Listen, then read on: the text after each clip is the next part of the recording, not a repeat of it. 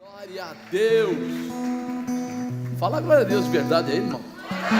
Agora sim você falou de verdade. Aí eu não sei se ainda tem alguém que vai participar, né, do pós-encontro, que foi para o encontro desse último. O pessoal está lá na sala. Então, se você está aqui e é do pós-encontro, é só ir lá que eles estão te esperando, tá bom? Senta aí. Glórias a Deus. Hoje já colocaram um bilhete aqui: Festival de Fogaça. É um povo lá engordando o povo e outro aqui, pessoal pedindo para mim orar para emagrecer. Meu irmão, isso é contradição, não existe, né? Já as 4 irmãs chegaram: apóstolo, pode orar para a gente emagrecer porque as coisas não estão bem? Eu falei: não pode estar bem mesmo. Cada dia é um rango diferente, um negócio bom lá na cantina, uma cantina nova, coisa nova. E como hoje é quinta-feira e nós estamos quase entrando, está assim com a ponta do pé em dezembro, né? Dezembro é o mês do quê? Vocês gostam do Natal, né? Ô povo natalino. Mas algumas mudanças vão acontecer para a partir do, acho que final de janeiro, por aí, né? Então os cultos de quinta-feira, eles vão ser modificados no ano de 2018. A NGI vai entrar, vai dar continuidade. Ela já está dando cursos de domingo de manhã, né? Pessoal, quem é que faz curso de domingo de manhã aqui? Aí tem gente fazendo curso de domingo de manhã. Já deu outros cursos. E agora, no começo do ano, eu acho que final de janeiro, porque o pessoal no começo está tudo de férias, né? É difícil juntar. Mas vai ter o curso do time. Quem fez o time já aqui? Aí, pouquinha gente. Então vai começar o time, aqueles módulos. O que é time? Treinamento intensivo para nos movermos em equipe. É aquele que consolida a igreja. E já na sequência, para quem fizer o time ou quer fazer, vai entrar a teologia, né? Curso de teologia também vai ser pela NGI. E quem ainda não fez aí os cursos básicos vão acabar tendo os cursos. Ou seja, nós vamos abrir a quinta-feira para treinar. Então vão ter algumas salas, né? E a única coisa que não vai ser muito fácil é porque o número para cada sala é limitado, porque nós temos salas lá, mas as salas cabem coisa de, vamos falar, a maior que é aquela congregação, cabem por volta de 100 e poucas pessoas. Então, assim que se falar, se você tiver interesse, lógico, não é obrigado, mas se você tiver interesse em fazer os cursos, seria bom você procurar o seu líder, ou procurar pelo menos um obreiro, e contar para ele e falar: ó, me avisa assim que tiver aberto as inscrições. Por quê? Porque realmente, eu não estou falando por causa de dar uma desperta, de querer ganhar vocês ou convencer, não é isso. É porque nós não temos salas, e para fazer muita gente junto, então o curso vira, sabe, você vai fazer um curso de teologia, com 300 pessoas, 200 pessoas, vai virar, né, aquele curso meia boca. E nós pegamos aí um trabalho, fizemos toda uma adaptação, porque para quem conhece um pouco de teologia, eu sei que isso não é para todo mundo, mas quem conhece um pouco, sabe que cada igreja tem um estilo. Então, aquela igreja que é um pouco mais pentecostal, aquela igreja que é um pouco mais, vamos dizer, batista, ou presbiteriana, tem alguns estilos que são diferentes. Então nós pegamos algo, levou um tempo, nós adaptamos, preparamos para que você possa fazer o curso de teologia com a cara realmente conhecendo a Deus. Ninguém vai tirar nada daquilo que se conhece de Deus, mas falando um pouco, porque na época um amigo meu fez aí num local, e aí eles disseram que o Espírito Santo era histórico, era daquela época de Jesus e tal, mas não para essa época. Então a teologia estuda Deus, mas tem algumas coisas que fazem parte da nossa vida. Então eu só queria deixar claro para você que lá no final de janeiro provavelmente começa os cursos. Se você tiver interesse de crescer, porque tem vezes que as pessoas falam assim: eu queria ser um grande homem de Deus. Queria? Não quer mais? Mas se você quer, você tem que se preparar. O que tem de gente aí querendo só pregar, querendo só fazer uma parte da obra, e quando vem uma situação controversa, ele não consegue, ele é levado pelo vento, ele é desanimado, ele fica em dúvida, ele já não sabe mais se aquilo é de Deus ou não. Então é muito legal que você se prepare, mas se prepare da forma correta. Por que correta? Porque está dentro da visão que você tem vivido, dentro da visão que você tem vivido. E isso, eu não vou citar nomes, mas eu tinha um amigo pastor, ele fez um curso aí numa faculdade muito grande, e quando passou o primeiro ano ele parou. E eu falei: por que você parou, cara? Você está, né, um dos lugares mais renomados. Ele falou: eu ia me desconverter, porque é muito frio o negócio, é muito estático, muito fotografia e não filme. E nós queremos ver a manifestação de Deus. Alguém aqui é pentecostal? Pois é. A gente tem que conhecer o Espírito e tem que conhecer a palavra. Quando nós conhecemos os dois, nós não somos enganados, não somos levados por ventos de momento, por coisas que, hoje eu estou lá em cima, amanhã eu estou lá embaixo, subo de novo, desço de novo. Não, por quê? Porque a gente sabe que às vezes vai doer, vai.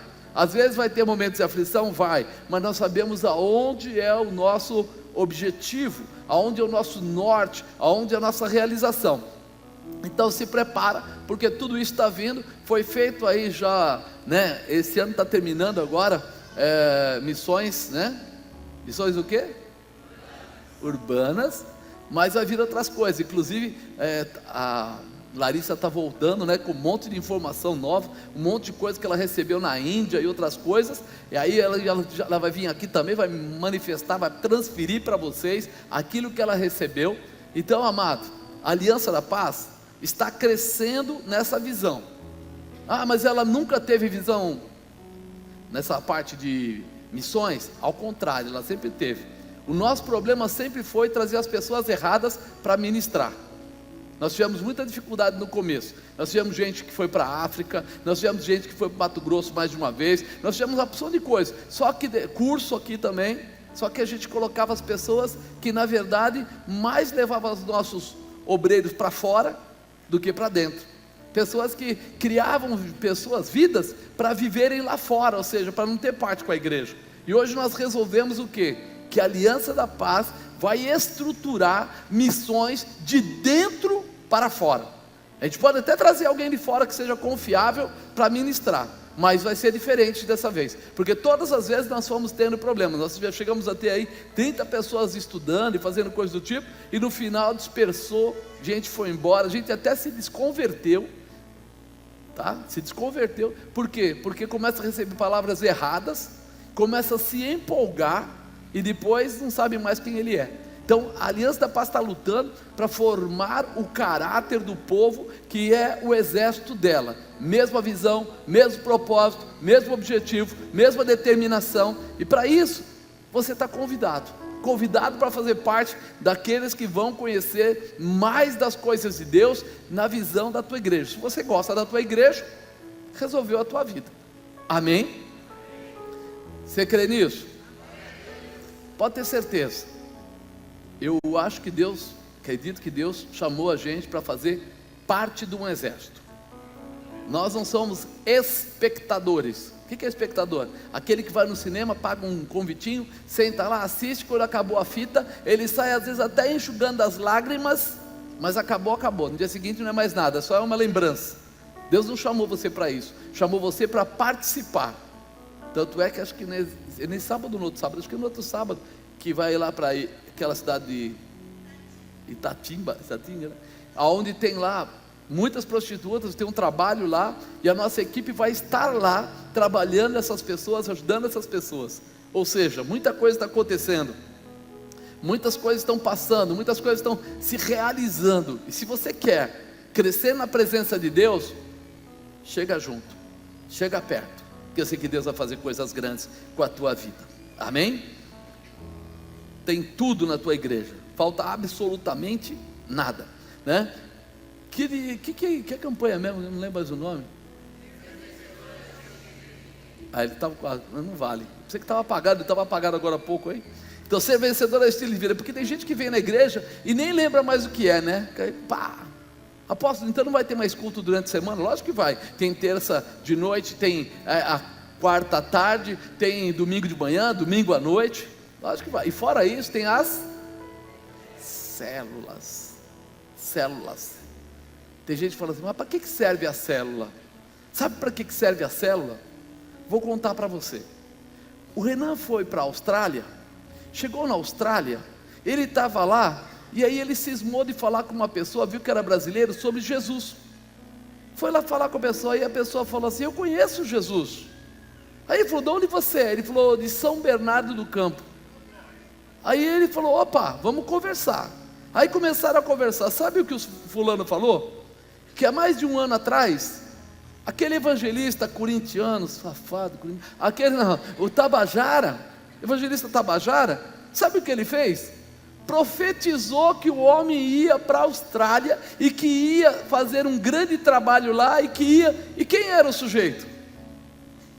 Aquele que era nosso no passado, que foi profetizado na célula pelo evangelista Tabajara, está lá na Austrália, e o Renan encontrou com ele. Você já imaginou se tivesse marcado, não tinha encontrado, mas como Deus quis mostrar a glória dele, olha aí o que Deus faz, mostrar que há uma posição em assumir a terra, que Deus não manda profecia simplesmente para agradar um ou outro, mas mandou para mostrar que é, e mandou ir lá para ver o cumprimento da profecia.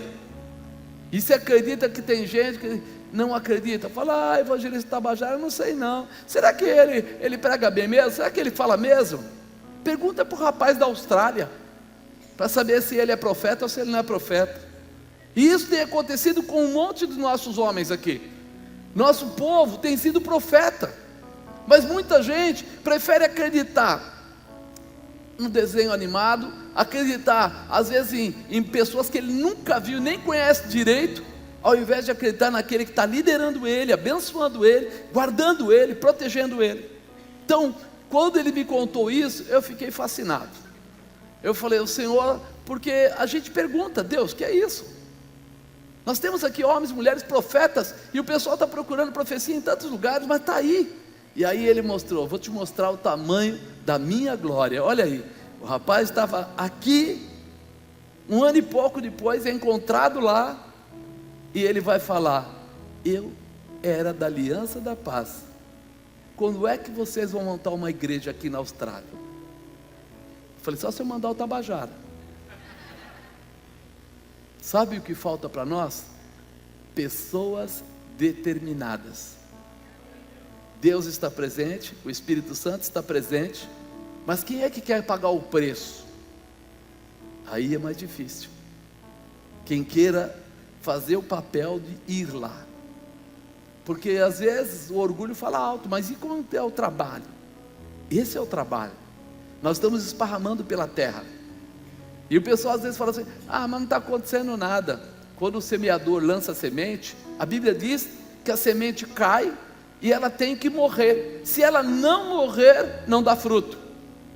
Quer dizer assim, ela tem que sair da sua mão, ela tem que ir, e ela volta e multiplica, 1 por 30, 1 por 60 e 1 por 100. Então hoje nós estamos vivendo um tempo maravilhoso da Aliança da Paz. É o tempo que nós semeamos e estamos esparramando sementes.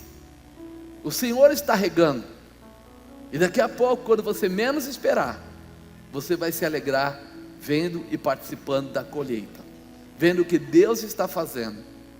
Às vezes você tem filhos e não está ensinando o caminho certo para o seu filho. Seu filho precisa conhecer esse mistério, precisa se engajar nesse mistério. Por quê?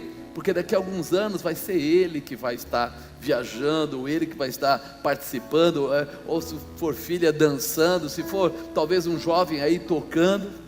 Olha o bigodudo, quem era ele hoje? É o meu bigodudo preferido.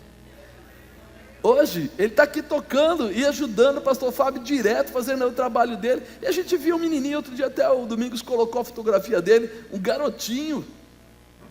Ensina o teu filho no caminho que ele deve andar, e depois ele vai fazer isso, vai gerar vida aonde ele passar. Eu até compartilhei o Felipe tocando piano, não sei se alguém viu no Facebook. Ele tocando lá, ele teve que fazer o recital, é obrigação, todo final de semestre ele tem que apresentar. Mas eu me assustei porque ele tocava teclado, e não piano de cauda. E de repente colocaram ele no piano. E quando ele falou: pai, eu vou pro piano, eu falei: você vai dançar. Esse negócio é complicado, filho, é diferente. E aí quando terminou, um monte de gente de lá mandou para a bispa e para nós lá, parabéns. Ele está tocando bem piano. Quase que eu falei, vocês não sabem, ele não é tocador de piano. Mas como nas 2 semanas atrás, 3 semanas atrás, ele teve que tocar órgão, e ele também nunca tocou órgão, então eu vi que aquele lugar ali do Bigodudo é um lugar santo. Sabe por quê? Porque quando o jovem entra nessa dimensão, o Senhor se manifesta com a glória dele aonde ele estiver. O que você está fazendo pelo seu filho? Ele canta, ele toca, ele dança. Você tem que aproximar ele das coisas de Deus. Por quê? Porque se você não estiver perto, o caráter dele vai continuar. Se você colocar ele, mostrar para ele a importância da igreja, ele vai ser fiel, vai ser leal. Então ele vai ter um caráter diferenciado. E aí quando você chegar lá na frente, ele crescer, ele não vai ser nenhum rebelde, porque ele tem noção do caminho dele, ele tem noção do objetivo, porque ele ganhou aquilo com prazer, ele ama fazer aquilo, não é obrigado. Então coloca isso no seu coração. Nós estamos hoje trabalhando para gerar vida, não só para hoje, para amanhã, para depois, ou seja, para o seu filho, para o filho do seu filho, para o teu sobrinho, para as vidas que estão em volta. Tudo que você fizer, eles vão colher. Às vezes o pessoal fala, mas meu filho ainda é pequeno. Ele cresce, e vou contar para você, ele cresce rápido. Quando você menos esperar, ele já está com um bigodão e fazendo um monte de arte por aí, né? Se a gente ensinar o caminho certo, ele vai ter não medo de você, mas ele vai ter respeito pela presença de Deus. É muito importante isso. Vamos lá. O vencedor aprende a lidar com a inteligência emocional. Repete aí, o vencedor aprende a lidar com a inteligência emocional. Mas o que é esse negócio de inteligência emocional? O que quer dizer isso?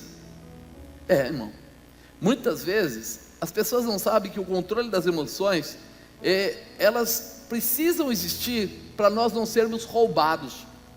Sabe aquela história quando você acorda de manhã e você fala, hoje eu não estou afim de trabalhar? Se você ficasse pela vontade e não fosse 2, 3, 4 vezes, o que ia acontecer com o seu emprego? Mas como você controla suas emoções, seus sentimentos, e você pensa naquilo, no objetivo, aonde você quer chegar, então as coisas são diferentes. Você mesmo com aquela preguicinha, você arranca a coberta, levanta. Às vezes você vai lá, lava o rosto. Às vezes não dá nem tempo de lavar o rosto, está tudo atrasado, sai correndo, não é assim? Ao invés de escovar o dente, chupa bala. Quando chega lá, o pessoal falou, o que foi? Virou do avesso? Falou, não, está tudo bem. Não é assim? Eu estava conversando com não sei com quem. Teve uma época quando o Fernando nasceu, que ele não dormia de manhã, ele só chorava, né? Ele tinha uma mania de chorar, e a mãe dele não aguentava mais, então eu ficava metade da noite comigo, metade da noite com ela, e depois eu ia trabalhar. Mas imagina você dormir 3 horas por noite durante 1 ano. E eu não era crente, então eu não sabia nem pedir a misericórdia de Deus naquela época. Então quando eu chegava na empresa, a secretária me parava e falava assim, seu Marcos, posso falar com o senhor? Eu estou atrasado, dá licença. Deixa eu falar uma coisa com o senhor, mas estou atrasado, menina, dá licença. O senhor está com a camisa, a blusa de lã no avesso. Eu falei, tá certo, desculpa aí, eu vou até o banheiro e já volto. Aí ia lá, Aí um dia eu sento, estou numa reunião e cruzo a perna assim, conversando com os outros gerentes lá, não sei o que, e isso e aquilo, e o cara olhou para mim, olhou e começou a dar risada. Está rindo do meu sapato? Eu falei, que foi? Já meio bravo, né? Porque aquele que não dorme bem, como é que ele fica? Eu falei, que foi, cara? Qual é o problema? Ele falou, problema nenhum, é que eu nunca tinha visto ninguém com uma meia marrom e uma preta. E aí, irmão, como é que você fica? Qual é a tua posição? Você fala assim, puxa vida, eu preciso ter controle, porque se às vezes não quer ouvir, não quer ver uma bronquinha, ver uma palavra, peraí, essa secretária não sabe que eu estou apressado, quer me parar, mas ela está querendo te ajudar, ela não está querendo te atrapalhar. Então o controle das emoções, muitas vezes te leva a coisas melhores, e muitas vezes te leva a coisas piores. eu preciso saber até onde meu controle, até onde eu tenho capacidade de controlar essa situação. Podemos dizer que a falta do uso da inteligência emocional pode nos trazer consequências desfavoráveis, tanto na vida espiritual, como também na vida secular. Na vida secular, muitas vezes o pessoal não quer obedecer o líder, não quer obedecer horário, não quer obedecer uma opção de outras coisas, e depois ele tem problema. Na vida espiritual, acontece a mesma coisa. Meu líder é muito duro, que ele pensa que ele é, eu não nasci grudado nele, o que é isso, blá blá blá blá. Controle emocional, é inteligência emocional, é saber o que está fazendo. Quantas pessoas, quando se sentiam afrontadas na empresa, responderam de forma inadequada e acabaram perdendo o emprego? Você já viu isso acontecer? Ninguém fala assim comigo. Pensa que ele está falando com quem? Ele está falando com um cara que vai acabar arrumando encrenca, vai perder o emprego e vai passar fome. Só isso. Porque quem é inteligente arruma emprego antes de sair da empresa.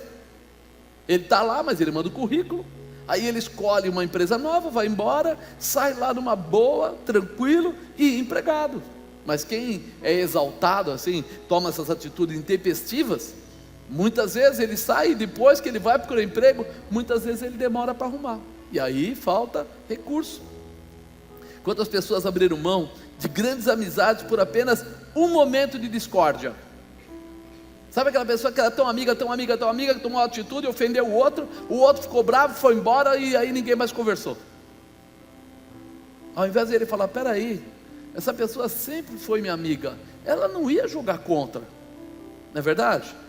Você tem amigos que você sabe, ele não é amigo de um dia, não é amigo de uma semana. Minha mãe falava isso, para ser seu amigo tem que comer um saco de sal junto. Não é um dia, não é uma hora, tem que compartilhar. Então peraí, se ele é meu amigo para comer um saco de sal junto, quer dizer que o dia que deu um problema eu largo ele e vou embora? Quando eu estava com dor de barriga ele orava por mim, quando eu estava sem dinheiro ele chegou a me emprestar o dinheiro, quando eu não estava com carro ele me deu carona, quando eu tinha coisas para contar que eram muito pessoais, ele me ouvia.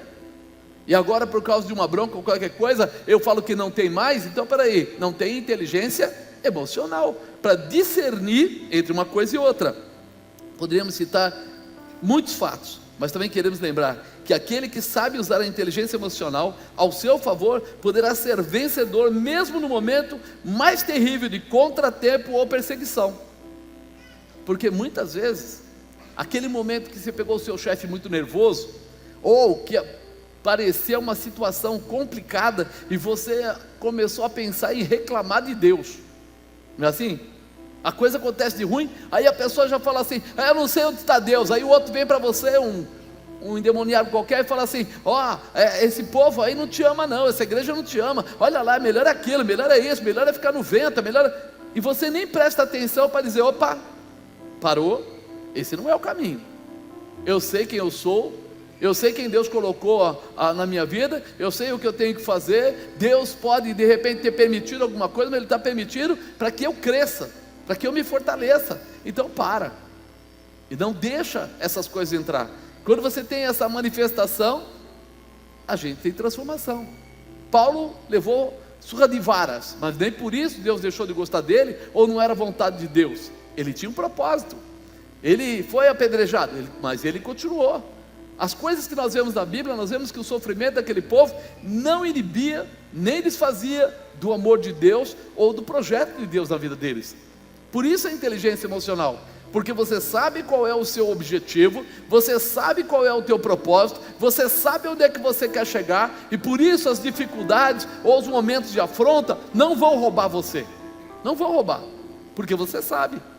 Mas quando você não está preparado, você não está usando da inteligência emocional, qualquer vento tira você do rumo, e você vai andando, e você vai mudando, e você vai gerando, e você vai se perdendo. E aí como é que você vai medir? O que está acontecendo? Qual é o projeto? Qual é o objetivo? Espiritualmente, ou profissionalmente, ou familiarmente, ou o que você quiser. Nós temos que ter essa manifestação. Um grande exemplo dessa manifestação de atravessar coisas difíceis, fazendo de conta que está tudo bem, mas não mudar de posição, aconteceu com Davi. 1 Samuel 21:10. Olha o que diz. 1 Samuel 21:10 diz assim: E Davi levantou-se e fugiu aquele dia de diante de Saul, e foi a Ax, rei de Gate. Porém os criados de Ax lhe disseram: Não é este Davi, o rei da terra? Não se cantava deste nas danças, dizendo: Saul feriu os seus milhares, porém Davi os seus 10 milhares? E Davi considerou essas palavras no seu ânimo, e temeu muito diante de Ax, rei de Gate. Por isso se contrafez diante dos olhos deles, e fez como um doido. Entre as suas mãos se engravatava nas portas de entrada, e deixava correr a saliva pela barba. Então disse Ax aos seus criados: Eis que bem vedes que este homem está louco. Por que me trouxeste a mim? Falta-me a mim doidos, para que trouxesses a este, para que fizesse doidices diante de mim? Há de entrar este na minha casa? Aquele momento, ele aqui mostra para nós duas situações. Você veja que ele era aquele Davi, que quando ele passava o pessoal cantava. Saul matou os seus milhares, mas Davi matou os seus 10 milhares. Talvez se fosse conosco, o nosso orgulho nos colocasse em má situação. E aquele momento não era um momento de orgulho. Por isso a primeira coisa que a gente percebe aí, que Davi estava em grande opressão, fugindo de Saul. Davi estava fugindo de Saul, já em perseguição. Saul queria fazer o que com Davi? O que ele queria fazer com Davi, vocês não sabem? Acordaram, matá-lo. E quando alguém quer matar você, você fica tranquilo? Pô, não sei se eu morro hoje, se eu morro amanhã. Também, só tem aí umas 10 mil pessoas correndo para me pegar. O quê? Davi estava sem comida, sem armas e sem soldados. Estava sem nada. E aí ele passa e encontra ali um sacerdote, e fala para o sacerdote: Você não tem alguma coisa aí para mim comer? E o sacerdote fala: Eu só tenho o pão que era ofertado para Deus. E Davi usa de esperteza ou de inteligência aí, e fala para ele assim: Mas você trocou o pão, não trocou? Troquei. Tem alguns homens comigo, são poucos, mas dá esses pães aí, porque você já trocou, já não é o pão consagrado. E aí o sacerdote fala: Bom, ele é o genro do rei Saul, vou dar para ele. Aí ele pergunta: Eu saí com pressa, não tem uma arma aqui? Ele fala: Não tem. A não ser aquela. Qual? Aquela que você cortou a cabeça, né, do gigante. Está aqui ainda, está enrolada num pano ali atrás do éfode. Aí ele fala: Se quiser, toma a espada. Na verdade foi ele que trouxe. E ele entrega a espada. Ele sai de lá sabendo que se ele ficasse, Saul ia alcançar ele naquele lugar. Então ele sai corrido. Mas agora ele tem um problema, porque nessa fuga ele acabou entrando na cidade de Gate. E Gate, o povo que tinha ali era filisteu. E os judeus e os filisteus não tinham nada de bom um com o outro. Ou seja, a primeira chance que houvesse, né, ele sabia que Davi com o exército, se ele viesse com o exército, ele ia matar todo mundo. Então aquele momento era um momento complicado. Por quê? Porque ele não era bem-vindo, ele era considerado um inimigo.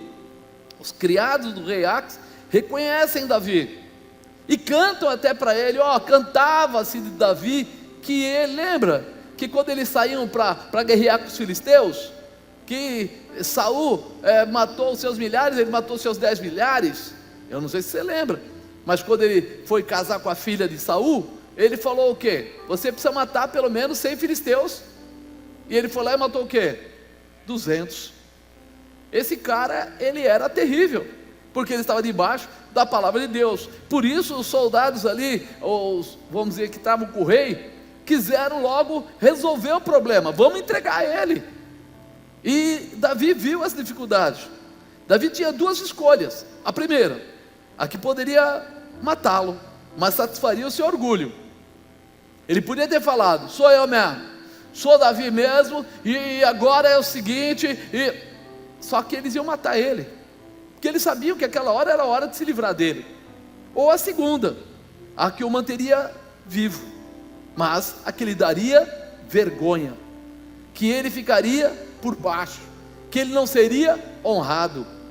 E muitas vezes, na nossa visão, o nosso orgulho fala tão alto, que a gente perde o sentimento do que está acontecendo. A nossa, entre aspas, inteligência, fica só emocional, inteligência zero. Somos levados por pessoas, somos levados por situações, somos levados por momento de, mas alguém falou contra mim, a favor de mim, o que falou? E eu deixo essas coisas entrarem no meu coração, e eu perco o raciocínio lógico, e eu perco o entendimento.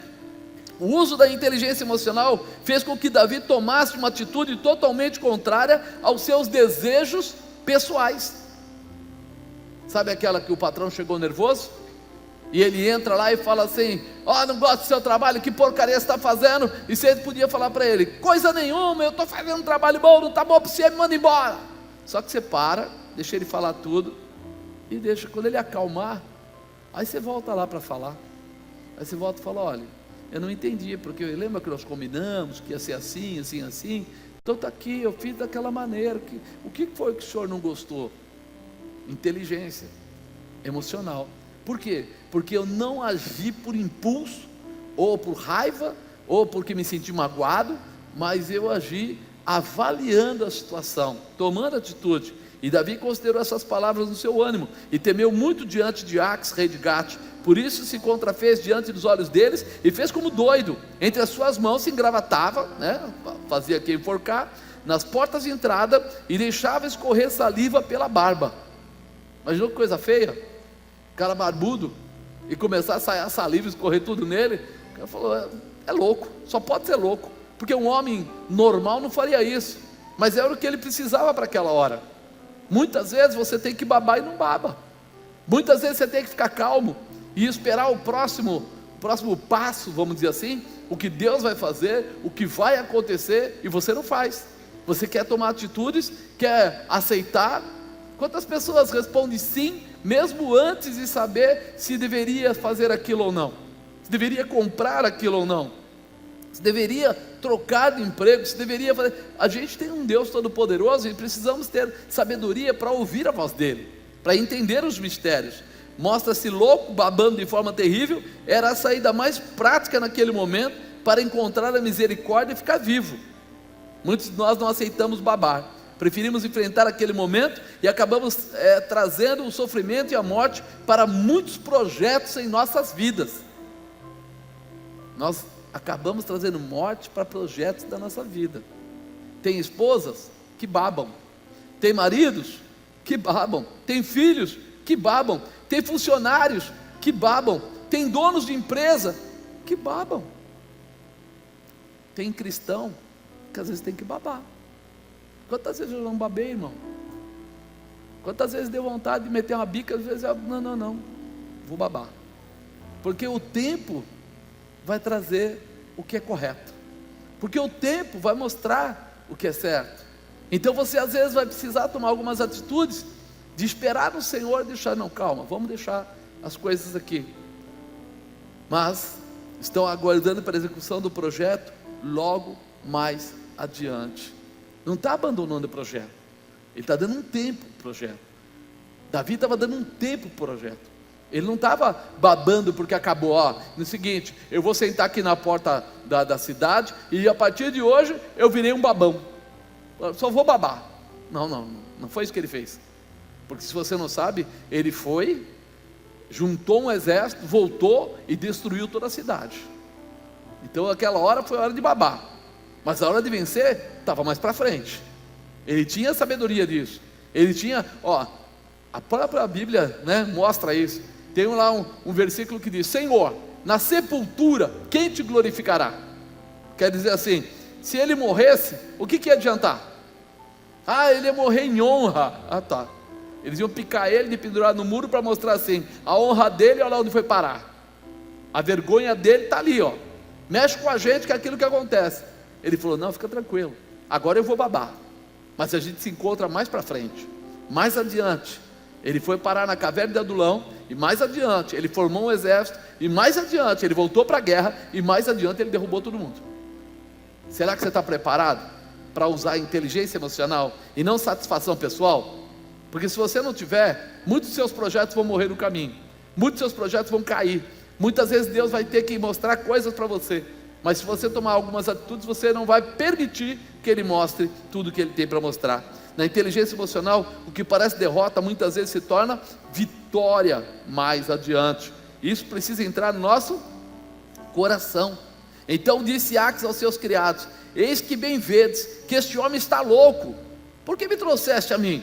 Faltam-me a mim doidos, para que trouxesse a este, para que fizesse 2 desses diante de mim? Há de entrar este na minha casa? Ele ficou bravo com os soldados: para que você trouxe doido aqui?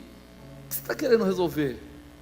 Quantas vezes, irmão, parece que a gente está sendo, como diz, expurgado, jogado fora, não querem nem a nossa presença.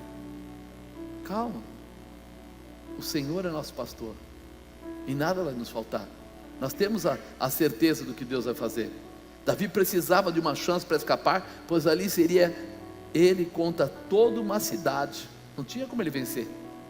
Davi foi vitorioso, tanto naquele momento como também no posterior, quando ele traz o exército e vence.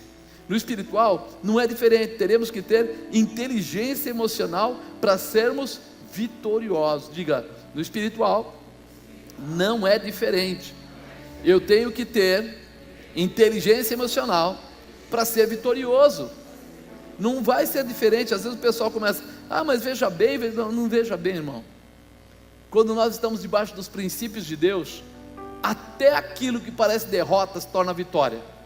Até aquilo que parecia que não ia dar, vem com a mão de Deus. Algumas vezes Jesus falou com seus discípulos, orientando e mostrando que perdoar era muito importante. E falou mais: não apenas perdoar uma vez, mas perdoar sempre. O quê? Eu vou ter que perdoar?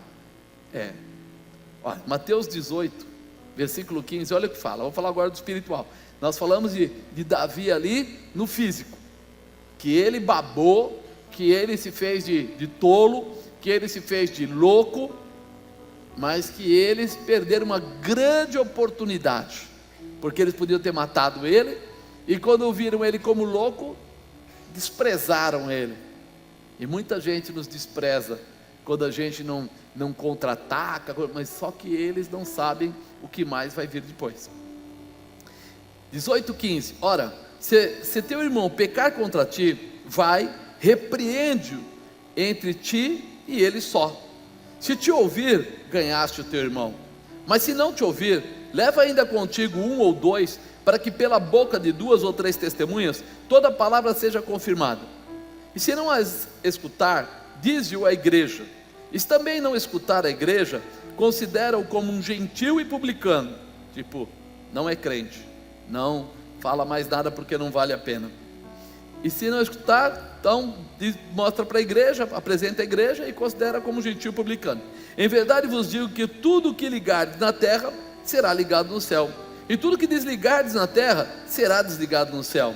Também vos digo que se 2 de vós concordarem na terra acerca de qualquer coisa que pedirem, isso lhes será feito por meu Pai que está nos céus. Porque onde estiverem 2 ou 3 reunidos em meu nome, aí estou eu no meio deles. Então Pedro, aproximando-se dele, disse: Senhor, até quantas vezes pecará meu irmão contra mim e eu lhe perdoarei? Até 7? Jesus lhe disse: não te digo que até 7, mas até 70 vezes 7. Bastante, né, irmão? O que você acha disso? Dá para perdoar? Dá mesmo? Eu perdoo, mas não quero ver a cara dele nem pintado de ouro. Está totalmente perdoado. Mas se ele morresse, seria a melhor coisa. Mas como eu perdoo ele, o cara está precisando de comida, vai dar cesta básica. Não, Deus está tratando ele, deixa morrer em paz. Mas eu perdoo ele, está totalmente perdoado, livremente perdoado. Será que está perdoado? Amém. É desse jeito aí, né? Jesus não estava dizendo que deveriam ser coniventes com o comportamento errado das pessoas. Ele estava falando para perdoar. Não é que você, a partir de hoje, não, sabe que Jesus mandou eu ser bonzinho, eu vou perdoar ele, vou ser bonzinho, perdoar. Não, irmão, primeiro você vai fazer o papel de corrigir o caminho errado dele. Eu sei que muita gente não aceita a correção, mas pelo menos, meu irmão, você entrou lá em Ezequiel 33 e falou como atalaia, falou a verdade. Esse sangue não recairá sobre a tua cabeça. A Bíblia diz isso: enviando a espada, se você não falar a verdade, então o sangue dele será cobrado de você. Mas se você falar para ele a verdade, então esse sangue será sobre a própria cabeça dele. Olha que legal, você fica livre, não há maldição para você por causa disso. Então quando nós olhamos para isso, ele fala, Jesus manda corrigir as pessoas. Ora, se teu irmão pecar contra ti, vai e repreende entre ti e ele só. Se te ouvir, ganhaste um irmão. Mas não é que ganhaste um irmão porque vai ficar amiguinho, mas quer dizer assim, aquela pessoa que estava no caminho errado não vai cair no buraco, não vai para o inferno, porque achou o caminho. Por isso em Cristo somos irmãos, temos o mesmo projeto, o mesmo objetivo, a mesma finalidade, vamos para o céu. Mas se não te ouvir, leva ainda contigo um ou dois, para que pela boca de 2 ou 3 testemunhas toda palavra seja confirmada. Então, primeiro você vai em particular e fala só com a pessoa. Segundo, você leva mais 1 ou 2 como testemunha e fala de novo, para que eles saibam e eles possam ajudar nessa visão. E se não as escutar, diz-o à igreja. E se também não escutar a igreja, considera como um gentil e publicano. Hoje, segundo o que o povo aí acredita, não se pode mais levar a igreja, porque antes o que acontecia? Quando alguém estava fazendo coisa errada, você vinha na Santa Ceia, que era considerado um culto só da família, ou seja, dos convertidos, porque a ceia exige que você já tenha se batizado. Se já se batizou, é sinal que já é maduro. Essa é a ideia. Então o que acontecia? Quando alguém fazia alguma coisa errada, ele era apresentado na frente, e ali, caiu um adultério. Então era apresentado ali, todo mundo ficava sabendo, e dava lá um período para que ele ficasse na posição, mostrasse que se arrependeu e seria restaurado. Aí ele roubou, a mesma coisa. Ele de repente tomou uma atitude errada, e qualquer que fosse ela, mesma coisa. Magoou um irmão, então ele pedia perdão, abraçava o irmão na frente de todo mundo para mostrar assim: aconteceu o fato, eu me arrependo desse fato. Mas hoje não pode. Hoje o pessoal aí fora diz que isso daí é humilhação, né? É humilhação. Por que é humilhação? Porque o povo hoje está com orgulho em alta. Então quando ele está com orgulho em alta, quando ele erra, ele fica bravo se alguém sabe. Ele não quer ser corrigido. Ele normalmente não se arrepende. Então isso não pode acontecer. Mas isso não era problema nenhum antes. O pessoal chegava, aconteceu, é verdade. Então por 3 meses vai ficar sentado, e se fosse pastor por 1 ano, ficava sentado aí assistindo o culto, não ministrava, e com isso ele se restaurava, porque não só ficava sentado, mas ele conversava com o pastor periodicamente, ele era orientado aí periodicamente, e havia uma mudança.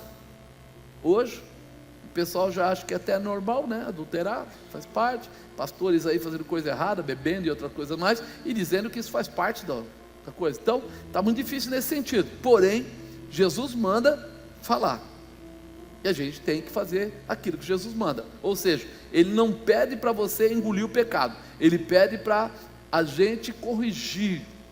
Então, primeiro a gente fala em off, só a pessoa. Segundo, a gente leva testemunhas. E terceiro, a gente não vai executar, porque hoje é até proibido por lei. Então não vai acontecer, não que a gente não ache correto, mas que segundo a lei aí diz que não pode fazer isso. Mas por que então eu devo perdoar sempre? Se está falando aqui que eu posso até mesmo não considerar mais essa pessoa como um cristão, por que eu devo perdoar?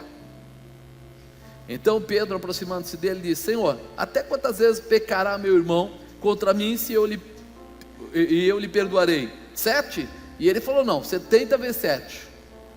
Então a palavra de Jesus diz o seguinte: você não é conivente com o pecado, mas você não é o juiz daquela pessoa. Você não é tão poderoso ao ponto de querer apontar o defeito ou o problema da pessoa e ficar, vamos dizer assim, controlando isso. Você precisa entender que a nossa parte é amar. Se a pessoa quer ir para o inferno, a gente não pode fazer nada, mas não vai depender de mim a ir daquela pessoa para o inferno. E eu preciso me liberar através do perdão. Eu me libero. Por quê? Porque quando acontece de eu não ter perdoado, o meu sentimento fica o quê? Ferido. Fala a verdade, irmão. Quando você tem uma indisposição com alguém, você consegue ir lá e dar um abraço da pessoa? Só pode falar a verdade, não precisa mentir para mim, não. A primeira coisa que acontece, os olhos ficam meio baixos. A pessoa está aqui na frente e você está olhando assim. Não é assim? Segunda coisa, sempre que der um jeitinho, você não vai ficar perto daquela pessoa. Você vai dar uma voltinha por trás, vai dar uma voltinha por lá e tal. Se cumprimentar, dá aquele sorriso bem amarelo. Nada a ver. Por quê? Porque ficou machucado. Então, se está machucado, é porque o orgulho está imperando. Por quê? Porque nós temos uma área de orgulho que é exaltação, e temos uma outra área também chamada de orgulho, que é o quê? Quando você se sente inferiorizado. Inferiorizado também é orgulho.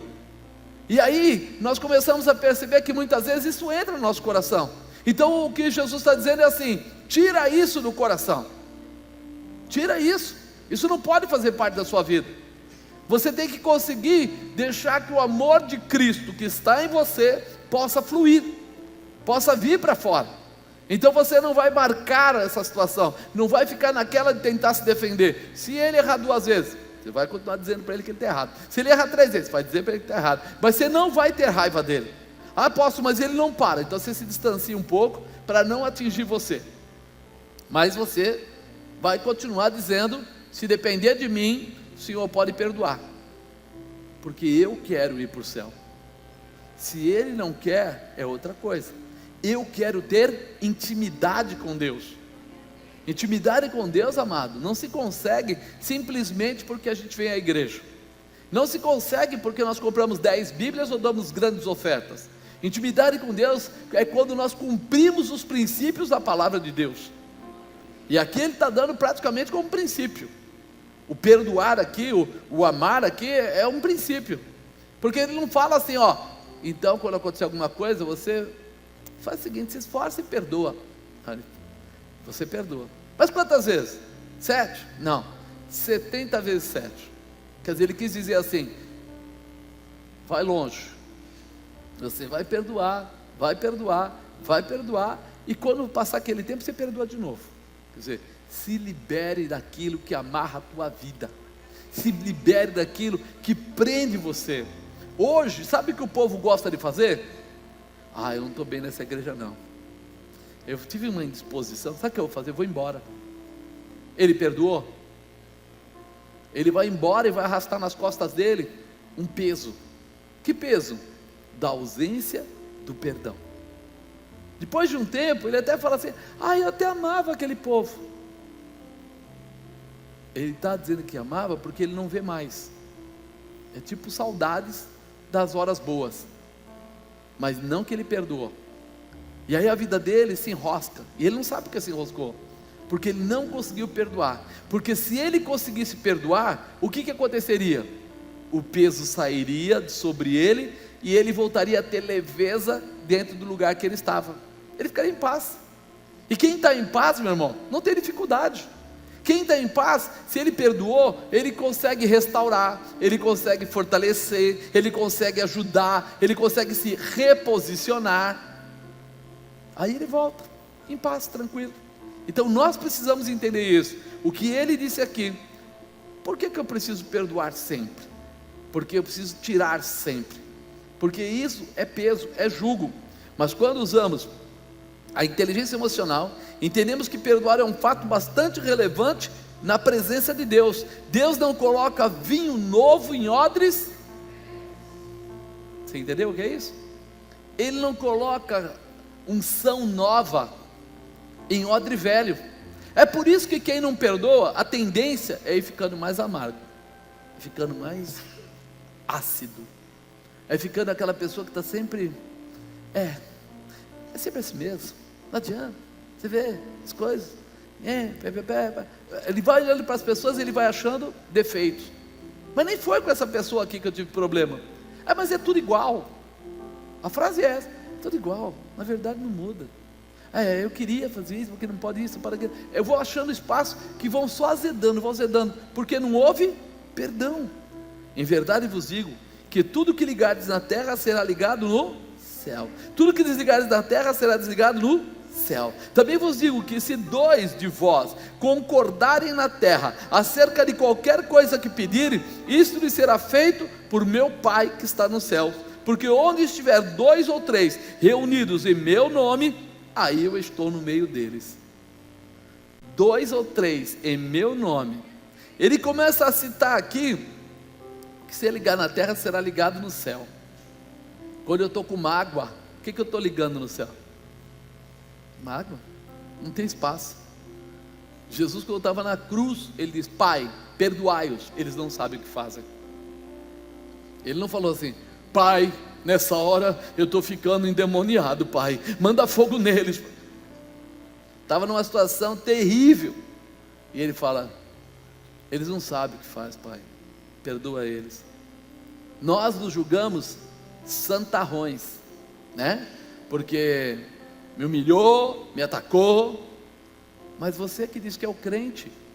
Então, se você é o crente, você sabe que aquela pessoa pode estar sendo atacada por uma situação. Você sabe que se aquela pessoa está fazendo alguma coisa que não é legal, ou ela tropeçou nos pés, ou o diabo está tirando aí, fazendo coisas, ou alguma coisa aconteceu. Alguma coisa aconteceu.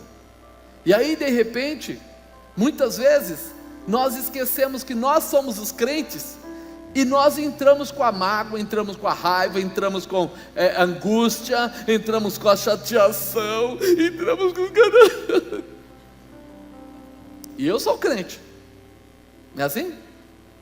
Se eu sou crente, quem é que deveria te sorrir? Você.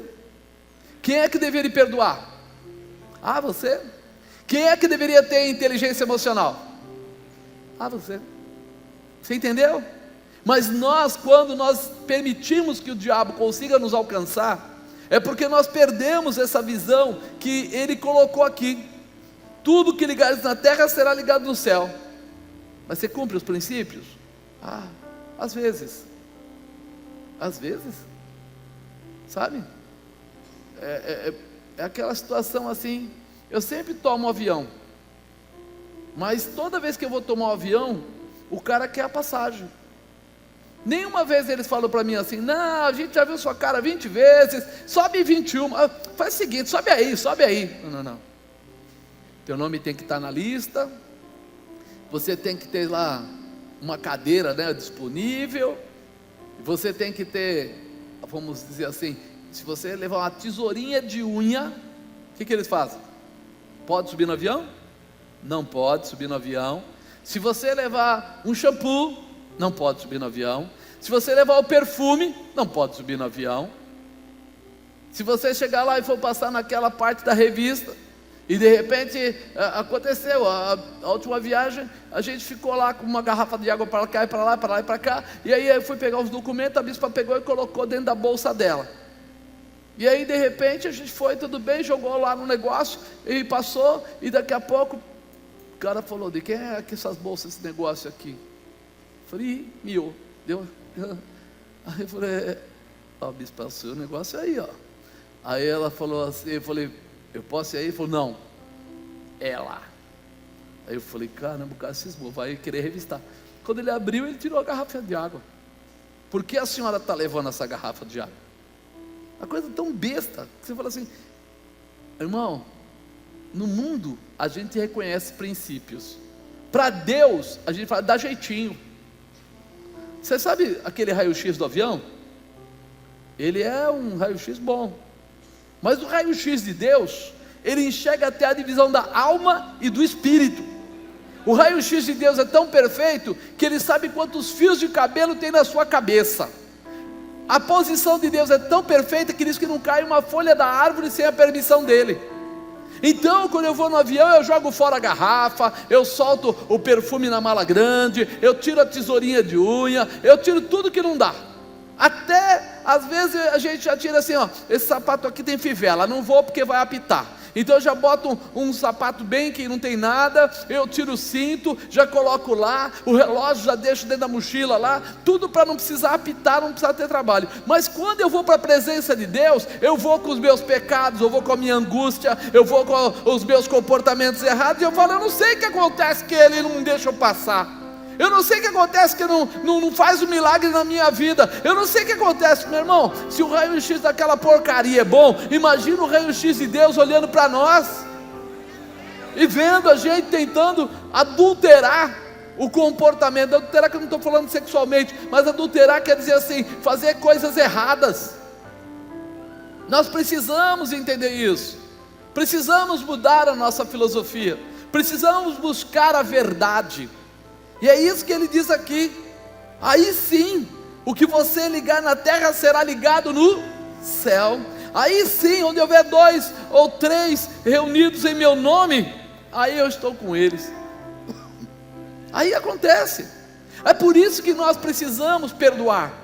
Porque quando eu perdoar, eu estou cumprindo um princípio e estou tirando de dentro de mim tudo aquilo que não pertence. Aí quando eu perdoar e eu tiver agora um novo sorriso no meu rosto, quando olharem para mim e verem o semblante de Cristo, aí uma mudança houve.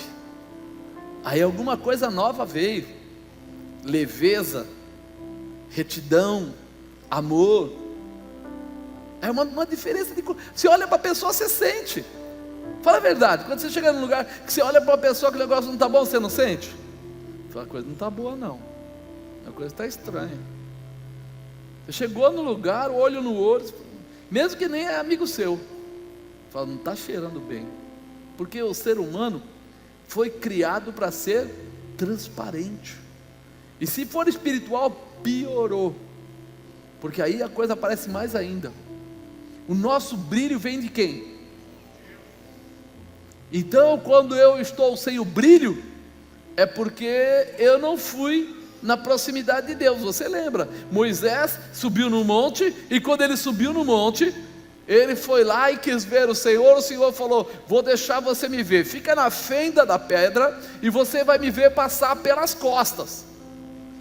Quando Moisés desceu lá de cima, o brilho na face dele era tão intenso, que ele teve que colocar um véu. Ele nem viu Deus de frente, ele viu pela fenda da pedra e de costas. O tamanho da grandeza e do brilho do Senhor. Olha para o irmão do lado, tem esse brilho aí? Tem? Porque se ele tiver a cara meio, fala para ele assim, se liga mano, você é crente, deixa o brilho de Deus te pegar. Fala bem perto do ouvido dele, perdoa logo, libera a tua vida.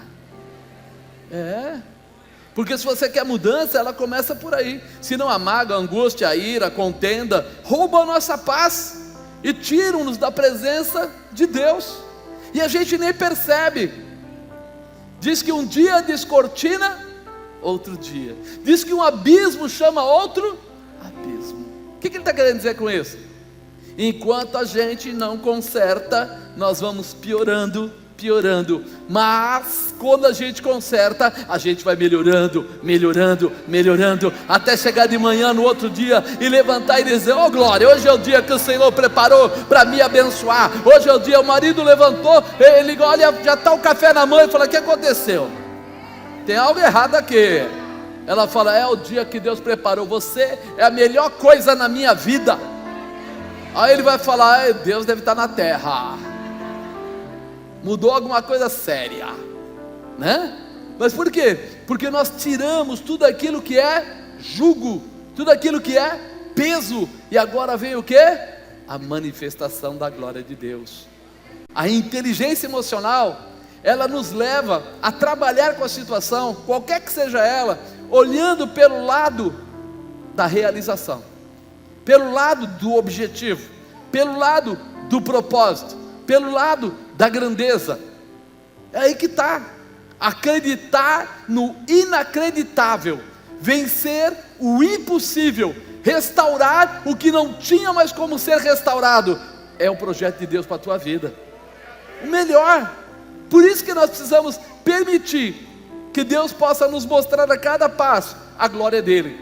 E a glória dele começa por aí, quando você não agir mais por impulso, não agir mais por sentimento, não agir mais por orgulho, mas agir pela promessa de Deus para a tua vida. O que é que Deus falou para você?